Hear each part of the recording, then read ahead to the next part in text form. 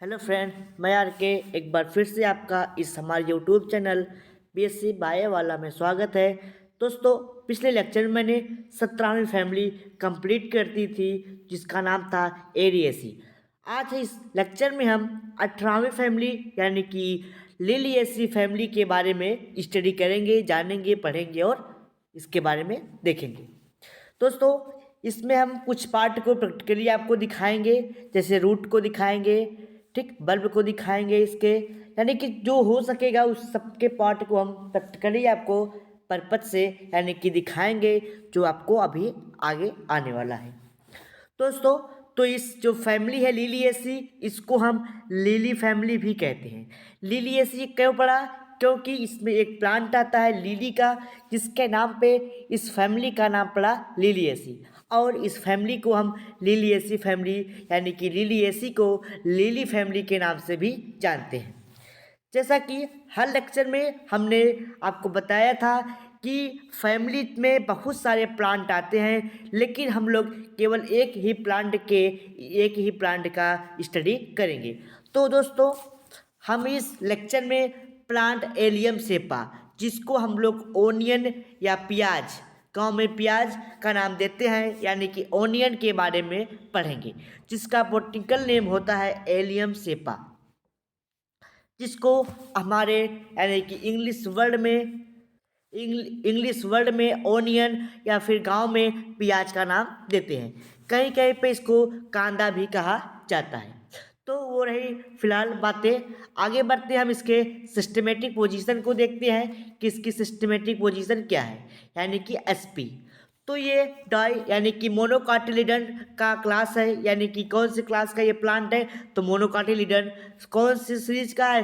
तो कोरोनेरिएसी, ठीक। उसके बाद फैमिली लिलिएसी, जीनस एडियम है और स्पीसीज क्या है? सेपा। यानी कि ये लगभग मोनोकाटिलिडन का प्लांट है और कौन सी फैमिली का? लिलिएसी, ठीक। आगे बढ़ते हम लोग इसके वेजिटेटिव कैरेक्टर के बारे में देखते हैं कि क्या दिया गया है।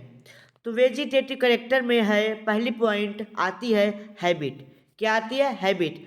हैबिट तो आप लोग जानते हैं और हम लोग भी वही सेलिब्रेटेड है कि प्याज को जानते ही हैं, वो एक वर्ष में अपने लाइफ साइकिल को कंप्लीट कर लेता है, यानी कि एक वर्ष के अंदर ही 3 4 5 6 महीने में जो भी हो, तो यानी कि एक वर्ष के अंदर ही अपने लाइफ साइकिल को कंप्लीट कर लेता है, ठीक। इसलिए उसको एनुअल यानी कि एक वर्षीय होता है।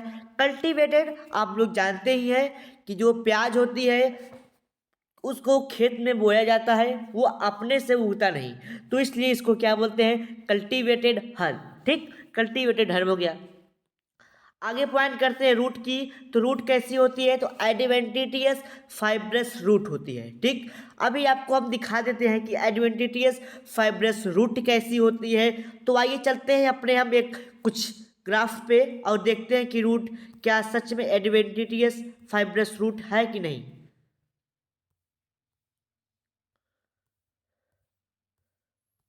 तो आप लोग देख सकते हैं कि जो इसमें रूट दिखाई पड़ रही है, ये ये आपको रूट कैसी दिख रही है? तो आपको लिख रहा होगा कि एक हेयर लाइक स्ट्रक्चर की तरह ये दिख रहा है, जो यानी कि एक एडवेंटिटियस है, यानी कि इसके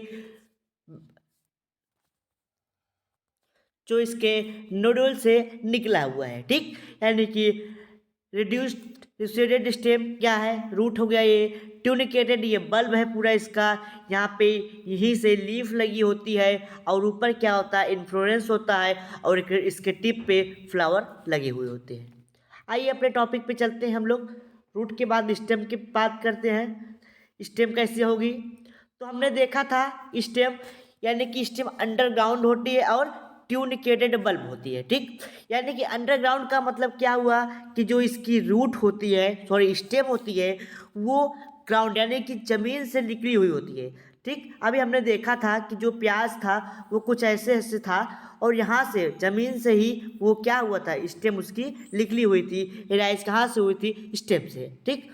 और जो स्टेम होती है, स्टेम से ही लीफ निकलती है, वही मतलब स्टेम लीफ का जो निकलने का यानी कि जो स्टेम होती है, ठीक, मान लीजिए ये स्टेम है, तो यहाँ पे स्टेम होती है, बस यहीं से फिर लीफ निकलने लगती है। यानी कि स्टेम लीफ, स्टेम तो लगभग मिट्टी में ही होता है और वहीं से लीफ निकलनी प्रारंभ हो जाती है। यानी कि स्टेम का कुछ पार्ट जो है क्या वो जमीन में होती है और थोड़ा बहुत भाग कहाँ हो सकती है, एराइल में, यानी कि हवा में हो सकती है। ठीक, आगे बढ़ते हैं, लीफ की तरफ बढ़ते हैं। तो लीफ रेडिसल होगा, ठीक, रेडिसल मतलब क्या होगा कि जमीन से निकला हुआ होगा। ए राइज फ्रॉम सॉइल। सिलेंड्रिकल होगा, ग्रीन होगा और उसमें लीफ बेस होगा, और लीफ बेस कैसा होगा, वो हालो होगा, खोखला होगा, ग्रीन कलर का होगा, सिलेंड्रिकल होगा और रेडिकल होगा। रेडिकल का मतलब एराइज फ्रॉम द सॉइल। आगे बढ़ते हैं, फ्लोर डिस्क्रिप्शन के बारे में बात करते हैं। तो सबसे पहले फ्लोर डिस्क्रिप्शन में पहली पॉइंट आती है इनफ्लोरेंसेस। तो इनमें एक स्पेशल टाइप का इन्फ्लोरेंसेस पाया जाता है जिसको कहते हैं हम लोग टर्मिनल अम्बल। ठीक, यानी कि इसके टर्मिनल पे फ्लावर लगे हुए होते हैं। ठीक, आगे बढ़ते हैं हम।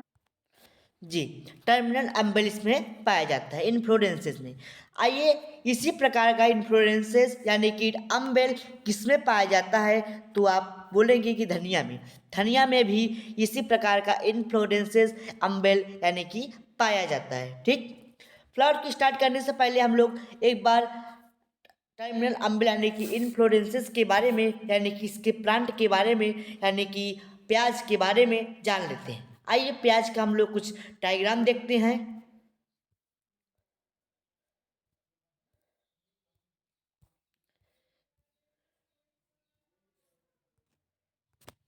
तो आपको ये डायग्राम दिख रहा होगा प्याज का, जिसमें नीचे की तरफ एडवेंटिटियस फाइब्रस रूट आपको दिखाई पड़ रहा है। जस्ट ऊपर इसके ट्यूनिकेटेड बल्ब है। ठीक, जहाँ से लीफ एराइज हुई है, यानी कि उसके ऊपर स्टेम है और वहीं से लीफ एराइज हुई है। ढेर सारे लीफ है इसमें, और ऊपर की तरफ टर्मिनल अम्बेल इन्फ्लोरेंसेस दिखाया गया है, यानी कि फ्लावर के अरेंजमेंट को। ठीक, तो इसमें ये एक स्ट्रक्चर पाई जाती है नीचे की तरफ जिसे हम लोग ब्रैक्ट कहते हैं, और ऊपर जो टर्मिनल पाया जाता है उसे हम लोग टर्मिनल यानी कि ऊपर की तरफ अम्बेल की तरह स्ट्रक्चर होती है, जिसको हम लोग टर्मिनल अम्बेल का नाम देते हैं, जो धनिया में देखने को मिलता है। इसमें एंथर लगे हुए होते हैं, यानी कि ये फीमेल पार्ट होगा और यहीं पे एंथर लगे हुए होंगे। ठीक, आगे देखते हैं कुछ और डायग्राम को। तो कुछ इसमें भी दिखाया गया है वही चीज़। ठीक, तो यहाँ पे क्या है, रूट है, ये बल्ब है। ठीक, उसके बाद ये इसके सीड को दिखाया गया है, सीड ब्लैक कलर का होता है। यहाँ से देखिए, ये इसका क्या रहा, ये स्टेम का पार्ट है। ये आप देख सकते हैं कि ये जो पार्ट दिख रहा है ये स्टेम है, जस्ट यहीं से लीफ लगी हुई है। यानी कि आप लोग देखेंगे जस्ट इतना पार्ट सॉइल के नीचे रहता है। ठीक, इतना जो पार्ट होते हैं, ठीक, ये सब सॉइल में देखने को मिलते हैं। ठीक, यानी कि ये सब ट्यूनिकेटेड बल्ब रूट ये सब कहाँ होते हैं, ये सब सॉइल में होते हैं। ठीक, आगे बढ़ते हैं हम लोग। और जो ये सब पार्ट होते हैं, यानी कि ये स्टेम के ऊपर, ये सब ऊपर होते हैं। कहाँ से होते हैं, ये ऊपर होते हैं। ठीक, वहीं देखिए स्टेम और लीफ लगे हुए होते हैं। एक स्टेम जाता है, यही लीफ होता है। स्टेम पे क्या होता है, फ्लावर लगा होता है। फ्लावर कुछ ऐसे होते हैं, शायद स्पष्ट दिखाई नहीं पड़ रहा होगा, यानी कि टर्मिनल पे लगे होते हैं और अम्बेल की तरह स्ट्रक्चर बनाते हैं, यानी कि धनिया में जिस प्रकार से होता है। तो आप लोग इन्फ्लोरेंसेस अम्बेल इसमें देख रहे हैं। जो इन्फ्लोरेंसेस है, यहाँ पे देख सकते हैं आपको ढेर सारे फ्लावर लगे हुए हैं, ढेर सारे फ्लावर है जिसपे एंथर लगे हुए हैं। ठीक, आगे बढ़ते हैं हम लोग। ये फ्लावरिंग स्टेम है, यानी कि ऐसा स्टेम जिसमें फ्लावर लगा हुआ है, ये लीफ हो गया। ठीक, जो स्टेम होगा और लीफ होगा दोनों ही यहाँ से यानी कि सॉइल से ही एराइज हुए होते हैं। ये ट्यूनिकेटेड बल्ब होता है, ये रूट होती है, तो रूट इसमें एडवेंटिटियस रूट पाई जाती है। और आप लोग ये फ्लावर का फिगर देख रहे होंगे जिसमें चारों तरफ एंथर लगे हुए हैं, बीच में क्या है, फीमेल वाला पार्ट है। ठीक, आगे बात करते हैं हम लोग। तो अभी गायनेशियम के बारे में आगे बात करेंगे कि गायनेशियम ट्राई कार्पेलरी होता है, यानी कि इसमें 3 कार्पेल होते हैं, ये आपस में जुड़े हुए होते हैं। ठीक, एंथर भी डाइथिकस होता है लगभग, तो यानी कि डाइथिकस एंथर होता है। ठीक, 6 इससे लगभग आप लोग देख रहे होंगे कि 1 2 3 4 5 6 6 स्टेमन भी होते हैं इसमें। ठीक, आगे अभी सब हम बात करेंगे। ठीक, आगे बढ़ते हैं हम लोग। तो और ये एक चीज़ और देख लेते हैं हम लोग कि जिसका ये सेक्शन काटा हुआ है गया है। ठीक, इसमें क्या है, रूट है। रूट किस प्रकार की है, तो एडवेंटिशियस रूट है। यहीं से स्टेम एराइज होगी, स्टेम यहाँ से निकलते हुए यहाँ पे आएगी। यहाँ से क्या होगा, लीफ का पार्ट और स्टेम, एक स्टेम निकलेगी जिसमें फ्लावर लगा हुआ होगा और बाकी सब क्या होंगे, लीफ होंगी। लगभग आपको जब ऐसे प्याज जो यानी कि कुछ प्याज ऐसे होते हैं जिसको हम लोग छोड़ देते हैं बाद में, जो आगे चल के बड़े हो जाते हैं और वो क्या होते हैं कि लोग गांव में उसको बेंगड़ा बोलते हैं। वही फ्लावर यानी कि जब प्लांट, जिसका प्लांट छूट जाता है, रह जाता है, रोज लोग सीड के लिए छोड़ देते हैं, उसमें फ्लावरिंग देखने को मिलती है। और वैसे तो प्लांटों में फ्लावरिंग देखने को नहीं मिलती, क्यों, क्योंकि लोग उसको उखाड़ लेते हैं, उसको घर ले चले जाते हैं। तो कुछ लोग सीड के लिए, सीड की प्राप्ति के लिए कुछ प्लांट छोड़ देते हैं, जिससे क्या होता है कि वो फ्लावरिंग करता है। ठीक, फ्लावरिंग और फ्रूटिंग करता है। ऊपर की तरफ मेम्ब्रेन होता है, किसका होता है, ट्यूनिक लीफ का।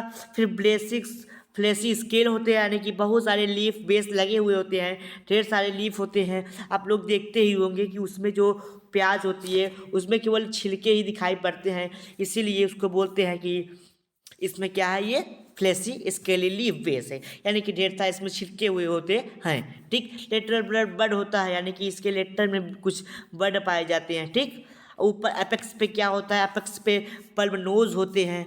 ठीक, इतने सब पार्ट आपको लीफ में यानी कि किसमें, प्याज में देखने को मिलते हैं।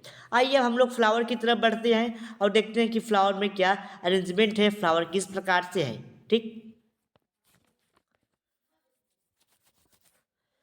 तो आप लोग देख रहे हैं कि जो फ्लावर है उसमें ब्रैक्ट पाया जाएगा, यानी कि ब्रैक्टिएट होता है। ठीक, रेड स्लेट होता है, यानी कि रेड स्लेट का मतलब क्या होता है कि वो ज़मीन से निकले हुए होते हैं। एक्टिनोमॉर्फिक होता है, जो फ्लावर होगा वो वाइट सेक्सुअल होगा, कंप्लीट होगा। पिंकिश वाइट होता है, पिंकिश वाइट का मतलब आप लोग फ्लावर जब इसके देखेंगे तो हल्का पिंक वाइट का होगा, यानी कि थोड़ी मात्रा पिंक की होगी और थोड़ी मात्रा वाइट की, इसलिए इसको हम लोग पिंकिश वाइट बोलते हैं। ट्राइमेरस होगा, और ट्राइमेरस का मतलब क्या होगा, इसमें पेरियंस 3 होंगे। ठीक, 3 होंगे, यानी कि लगभग इसमें पेरियंस 6 होते हैं, बट ये 3 और 3 यानी कि 3 एक रो में, यानी कि एक होर्ल में 3 होते हैं और दूसरे होर्ल में 3 होते हैं, इसलिए इसको हम लोग 3+3 का अरेंजमेंट भी देते हैं। होते तो टोटल 6 हैं, बट उसमें क्या होता है कि 3 एक रो में अरेंज होता है, एक होर्ल में अरेंज होता है, और 3 एक होर्ल में अरेंजमेंट रहता है। ठीक, आगे बढ़ते हैं हम लोग। पेरियंथ की तरफ बढ़ते हैं क्योंकि इसमें कैलिक्स और कोरोला होता नहीं है, तो पेरियंथ की बात हम लोग करेंगे। हाँ, पेरियंथ यानी कि जिसको हम लोग टेपल कहते हैं, लगभग इसमें 6 टेपल पाए जाएंगे, अरेंज्ड इन 2 होल, जो 2 कतार में लगा हुआ होता है, ऑफ ईच 3। ठीक, आप 3 ईच, यानी कि 3 3 के ग्रुप में, यानी कि 3 3 के रो में, कॉलम में ये लगे हुए होते हैं। कितने होते हैं, 2, सॉरी 2 रो में लगे हुए होते हैं, लेकिन टोटल कितने होते हैं, 6। ठीक, पिंकिश वाइट कलर का होता है।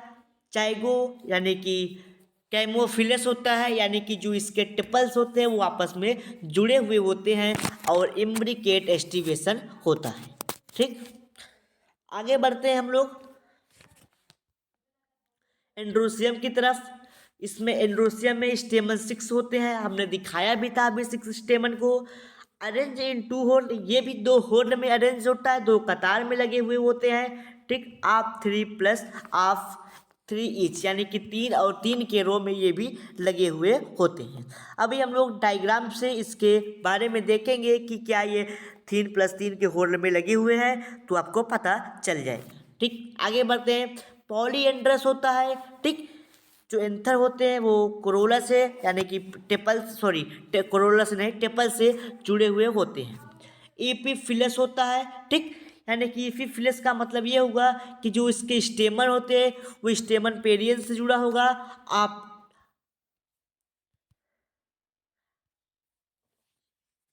ठीक, स्टेमन fused with perianth, anther long होगा और डाइथिकस होगा। यानी कि इसने ये बताया कि जो ये डाइथिकस एंथर होगा, ये एंथर टेपल से जुड़ा हुआ होगा, ठीक। और जो ये होगा ये लॉन्ग होगा थोड़ा, ठीक। इंट्रोस होगा और डाइथिकस, ये डाइथिकस यानी कि दो इसमें क्या होंगे, चेम्बर होंगे, ठीक। इतना आप समझिए, दो चेम्बर होंगे, ठीक। डाइथिकस। उसके बाद मैंने बताया कि क्या होगा, इंट्रोस होगा। इंट्रोस का मतलब क्या हुआ कि जैसे इसका जो फेस होगा, किसका फेस होगा, एंथर का, वो ओवरी के तरफ होगा, ये वाला मुख ओवरी के तरफ होगा। आगे बढ़ते हैं हम लोग गाइनेसियम की तरफ। अभी डायग्राम से हम लोग हर बातों को अच्छी तरीके से देखेंगे, ठीक। काइनेसियम ट्राई कार्पेलरी होता है, शिन कार्पस होता है। ट्राई कार्पेलरी का मतलब ये हुआ कि इसमें तीन कार्पेल होते हैं, तीनों कार्पेल आपस में जुड़े हुए होते हैं, तो जिसके लिए हम लोग एक वर्ड यूज करते हैं, शिन कार्पस। आगे बढ़ते हैं, ट्राई लाक्यूलर होता है, ये तीन लाक्यूल इसमें पाया जाता है, ठीक। आगे बढ़ते हैं हम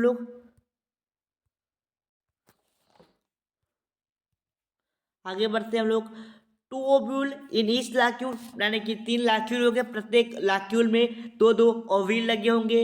और ओव्यूल कहाँ से लगा होगा, एक्सिस एक्साइल से लगा होगा, एक्सिल से लगा होगा उसके, तो एक्सिल एक्साइल प्रेजेंटेशन होगा, ओवरी सुपीरियर होगी और डिस्टाइल थोड़ा शॉर्ट होगा। आगे बढ़ते हैं फ्रूट की तरफ। तो फ्रूट कैसा है इसमें, तो इसमें वेरी कैप्सूल की तरह, यानी कि कैप्सूल या फिर वेरी की तरह फ्रूट लगे हुए होते हैं, ठीक। आगे बढ़ते हैं हम लोग फ्लोर डायग्राम को देखते हैं कि फ्लोर डायग्राम कैसा होगा, सॉरी, फ्लोर फार्मूला, उसके बाद फ्लोर डायग्राम को हम लोग देखेंगे, ठीक। तो फ्लोर फार्मूला में क्या होता है, ब्रैक्ट मैंने बताया कि जो फ्लावर होगा उसमें ब्रैक्ट पाया जाएगा, एक्टिनोमार्फिक होगा, बाइसेक्सुअल होगा, पेरियंथ 6 होंगे, जो 3+3 में लगे हुए होंगे, वो आपस में जुड़े हुए होंगे। आगे बढ़ते हैं, उसके मैंने बताया कि एंथर भी 3 होते हैं, वो फ्री होते हैं, ठीक। 6 होते हैं लेकिन दो कतार में होते हैं, तीन एक कतार, एक में तीन मतलब एक कतार में 3 स्टेमन, फिर इस दूसरे वाले में 3 स्टेमन, ठीक। आगे बढ़ते हैं, कैनेसियम भी वही कंडीशन है कि 3 होते हैं, आपस में जुड़े हुए होते हैं, ठीक। उसके बाद मैंने बताया कि जब पेटल्स कोरोला से जुड़ा हुआ था तो ओईपी पेटल्स का कंडीशन देते थे, बट यहाँ पेटल्स है नहीं, टेपल्स हैं, पेटल के स्थान पे टेपल है, तो क्या कहेंगे, ईपी टेपलस। ईपी टेपलस कंडीशन, यानी कि एंथर किससे जुड़ा होता है, पेटल से, ठीक, टेपल से। टेपल टेपल किससे, टेपल से, पेटल नहीं, टेपल, ठीक। आगे बढ़ते हैं हम लोग फ्लो डायग्राम की तरफ, देखते हैं कि डायग्राम किस प्रकार से है।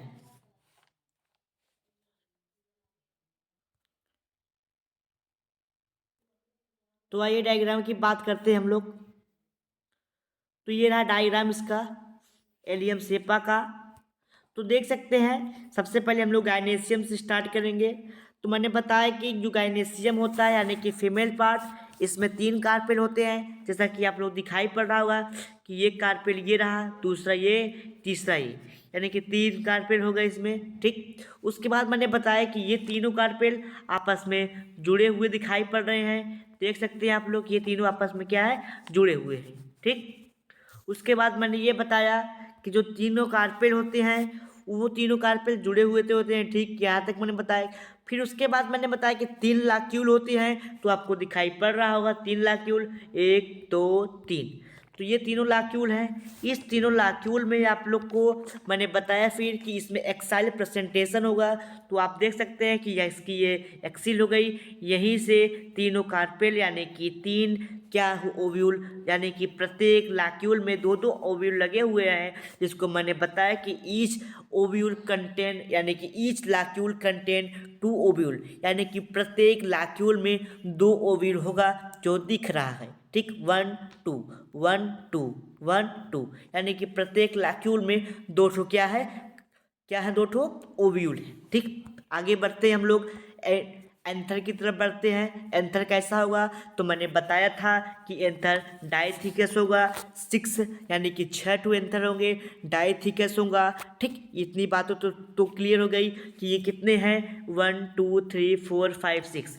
यानी कि टोटल 6 एंथर है। एक बार फिर से देखते हैं क्या 6 एंथर है, तो 1 2 3 4 5 6, यानी कि 6 एंथर है। उसके बाद मैंने बताया कि 3+3 अरेंजमेंट में होंगे, यानी कि 3 एक कतार में होगा, 3 एक कतार में। तो आप लोग देख सकते हैं अगर ये एक वृत्त बनाया जाए, एक गोला बनाया जाए, तो इसके वृत्त में ये 3 आ जाते हैं। कौन कहा जाता है? एंथर। ठीक, तो ये 3 आ गया। फिर अगर दूसरा रो बनाया जाए यहाँ से, तो आप देख सकते हैं कि 3 इसमें आ जा रहे हैं। ठीक, 3 इसमें आ जा रहे हैं, तो 3+3 आपको दिखाई पड़ गया होगा। ठीक, आगे बढ़ते हैं हम लोग। उसके बाद मैंने बताया कि जो पेरियंथ होगा, ठीक, टेपल जो होंगे वो भी 6 पाया जाएगा। 6 पाया जाएगा, वो 3+3 में होंगे। ठीक, और आपस में वो जुड़े हुए होंगे। तो आप देख सकते हैं कि एक रो में कितने हैं? 3 हैं। ठीक, 3 आपको दिख रहे होंगे कि 1 2 3। ठीक, उसके बाद मैंने बताया कि दूसरे रो में 3 होंगे, तो आप देख सकते हैं 1 2 3, यानी कि सेकेंड रो में भी 3 दिखाई पड़ रहे हैं। आगे बढ़ते हैं हम लोग और देखते हैं कि जो एंथर है क्या वो टेपल से जुड़ा हुआ है। तो आप देख सकते हैं कि जो एंथर है वो टेपल से जुड़ा हुआ है, और एंथर का फेस आपको गाइनेशियम की तरफ दिखाई पड़ रहा होगा। ठीक, इसका जो फेस है वो गाइनेशियम की तरफ है। ठीक, यहाँ ये बात क्लियर होती है कि यानी कि ईपी प्लस, यानी कि ईपी टेप्लस कंडीशन है। ईपी टेप्लस कंडीशन नहीं बोलते हम लोग इसमें ईपी प्लस बोलते हैं। क्यों? क्योंकि इसको पेरियंथ नाम देता है। ठीक, वैसे तो इसको हम लोग को ईपी टेप्लस का नाम देना चाहिए, बट यहाँ पे जो बुक में देती है ईपी फिलस का नाम देती है। ठीक, ईपी फिलस का नाम देती है। ठीक, आगे बढ़ते हैं हम लोग। ईपी फिलस का नाम देती है, ऊपर मदर एक्सिस पाया जाता है।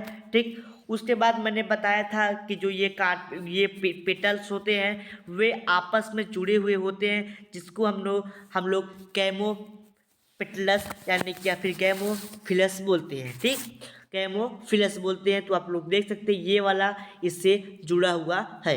ठीक, ये इससे जुड़ा हुआ है। आगे बढ़ते हम लोग। नीचे की तरफ क्या पाया जाता है? तो आप लोग बताएंगे ब्रेक्ट पाया जाता है, और ऊपर क्या है? मदर एक्सिस है। क्या है? Mother axis. ठीक, मदर एक्सिस। ठीक, MOTHERSAXIS, मदर एक्सिस। ठीक, आगे बढ़ते हैं हम लोग। तो ये डायग्राम किसका रहा? तो floor diagram of allium shape यानी कि प्याज का। आगे बढ़ते हैं हम लोग किसके तरफ जाएंगे? अब हम लोग इसके जो है कि इकोनॉमिक इंपॉर्टेंट को देखेंगे कि इकोनॉमिक इंपॉर्टेंट में कौन कौन से पॉइंट आते हैं। तो इकोनॉमिक इंपॉर्टेंट में कुछ प्लांट ऐसे हैं जो खाद्य के रूप में, जैसे एडिबल प्लांट में आते हैं। ठीक, तो आइए देखते हैं कि कौन कौन से प्लांट है जो एडिबल प्लांट में आते हैं।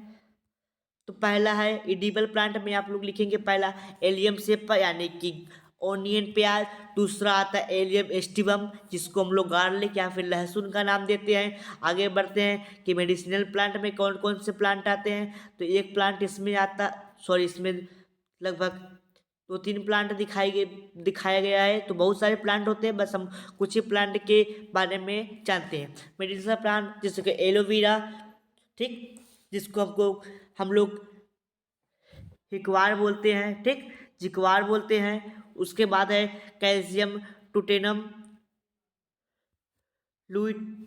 लुइटेनम, जिसका यूज हम लोग लीवर में करते हैं। तीसरा है फ्रेटिलेरिया कोरोसा, जिसका यूज हम लोग अस्थमा या फिर ट्यूबरक्लोसिस में यूज करते हैं। आगे बढ़ते हैं हम लोग ऑर्नामेंटल प्लांट, सजावटी वाले प्लांट में। तो ड्रेसिना, फिर लिलियम, योका, ये सब स्पीसीज हैं। किसके स्पीसीज है? लिलिएसी फैमिली के कुछ स्पीसीज है, जिसका उपयोग हम लोग ऑर्नामेंट यानी कि सजावट में उपयोग करते हैं। कुछ इसके अदर यूजेस हैं, जैसे ये रहा कोल्सिनम आटोमोनोन, जिसका जो कंटेंट कोल्सिन का बना होता है, जो एल्कोलाइड होता है, विच इंड्यूड पॉलीप्लाइड प्लांट, यानी कि ये सब कुछ मटेरियल सीक्रेट करते हैं एल्कोलाइड का, अल्कोहल का, जिसका उपयोग किसी अदर यूज में किया जाता है। ठीक, आगे बढ़ते हैं हम लोग, देखते हैं और कुछ है। तो यहीं पे भी हमारा जो है कि एंड होता है। ठीक, तो अगले प्लांट में हम यहाँ तक हमारे एलियम सेपा का पार्ट तो कंप्लीट हो गया, यानी कि 18वीं फैमिली कंप्लीट हो गई। अगले लेक्चर में हम लोग 19वीं फैमिली को लेके आएंगे, ठीक। तो यहाँ पे भी हम वीडियो को वाइंड अप करेंगे। अगर आपकी कोई डाउट हो, कोई क्वेश्चन हो, तो आप हमारे व्हाट्सअप नंबर 9598308044 पर व्हाट्सअप के थ्रू मैसेज करके हमसे अपने डाउट और क्वेश्चन को पूछ सकते हैं, ठीक। और जल्द ही हम लोग बीएससी सेकेंड सेमेस्टर, जैसा कि आप लोग पता है कि जो बीएससी की एग्ज़ाम होने वाली थी वो सब सेमेस्टर वाइज हो गई हैं, तो सेकेंड सेमेस्टर की भी क्लासेस जल्द ही चलाई जाएंगी। जैसे ही उन लोग का एग्ज़ाम हो जाता है तो क्लासेस स्टार्ट कराई जाएगी, ठीक।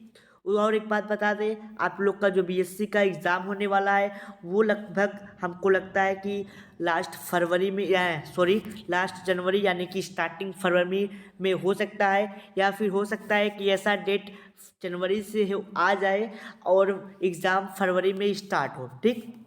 ऐसा हो सकता है। और जो एग्ज़ाम होगा उसका पैटर्न हमें जहाँ तक लग रहा है कि वो सब थियरी होगा, यानी कि सब्जेक्टिव होगा, ठीक। अगर आपको कुछ क्वेश्चन हो तो पूछ सकते हैं, क्या आपको लग सकता है ये भी बता दीजिए, क्या क्वेश्चन ऑब्जेक्टिव आएंगे या सब्जेक्टिव, ये भी आप लोग कमेंट करके बता दीजिए। Thank you to all of you. मिलते हैं अगले लेक्चर में एक नई फैमिली के साथ, जिसका नाम होगा, अगली फैमिली जो होगी हमारी वो होगी पोएसी फैमिली या फिर क्रेमनी फैमिली। तो कौन सी फैमिली होगी? पोएसी, ठीक। कौन सी? पोएसी। पोएसी फैमिली होगी, जिसमें हम लोग वीट के बारे में यानी कि गेहूं के बारे में चर्चा करेंगे, उसके बारे में जानेंगे, ठीक।